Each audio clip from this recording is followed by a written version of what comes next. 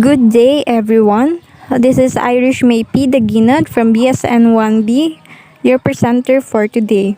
And our topic is all about possible ways of approaching mentally challenged individuals. We all go through tough times, and people help us through them. Other times, we have been worried about other people's mental health, whether they are a friend, family member, or colleague. There are many ways to approach somebody you care about. If you are worried about someone, it can be difficult to know what to do. When you are aware that there is an issue, it is important not to wait. Why? Because waiting and hoping they will come to you for help might lose valuable time in getting them support. In addition, talking to someone is often the first step to take when you know they are going through a hard time. This way, you can find out what is troubling them and what you can do to help them. So, the question now is, how can we approach? The ways on how to approach someone with mental health condition are as follows. First, ease into a conversation. Try to start your conversation on an upbeat note.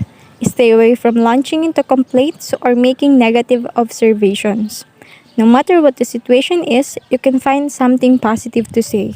People tend to respond better to a positive comment rather than a negative one. It helps show that you are a pleasant person who pays attention to what's going on. Staying positive also helps put others at ease. As a result, people will be more interested in continuing a conversation with you. In addition, anything offensive, controversial, or uncomfortable should be avoided as you are initiating conversations. The next one is be respectful, compassionate, and empathetic. Empathy and compassion are needed in everyday life, especially when interacting with others. Without these two things, it can be difficult to maintain healthy relationships.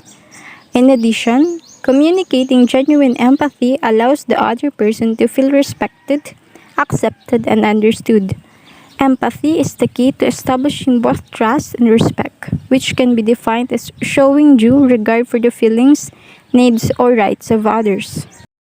The third one is be a good listener. It helps keep the focus on talking about and understanding the nuances of what the speaker feels for a person experiencing a mental health concerns. To know that someone will just listen, understand, and empathize, it can be very calming, reassuring, and even healing. As you actively listen, it helps you build connections, build trust, it also helps you identify and solve problems, and it also helps you avoid missing critical information. If there are positive ways of approaching mentally challenged individuals, there are also things to be avoided doing when approaching to mentally challenged individuals. So the first thing to be avoided is criticizing or blaming them. Criticizing people is a complete lose-lose situation that only creates distance, spreads negative energies, and causes tensions. Criticism is one of the worst kinds of negative thinking, talking, and acting. In addition, blaming tends to cause a person to become defensive or even antagonistic.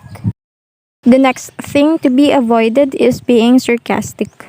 Expresses the poisonous sting to contempt, hurting others, and harming relationships. As a form of communication, sarcasm takes on the depth of conflict. The use of words that clearly mean the opposite of what you say in order to hurt someone's feeling or to humorously criticize someone. When sarcasm is used with great frequency, trust within a relationship can erode over time. It can grow more and more difficult to decipher which remarks are sarcastic and which aren't.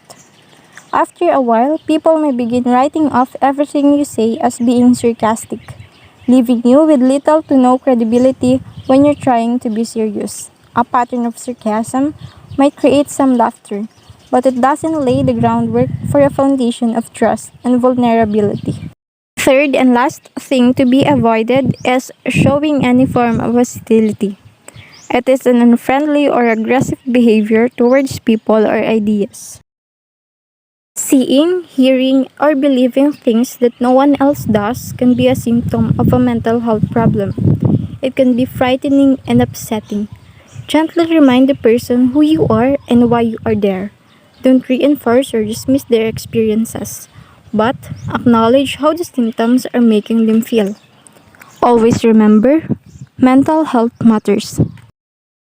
This is Irish May Daguinod from BSN 1B, presented about the possible ways of approaching mentally challenged individuals. Again, good day.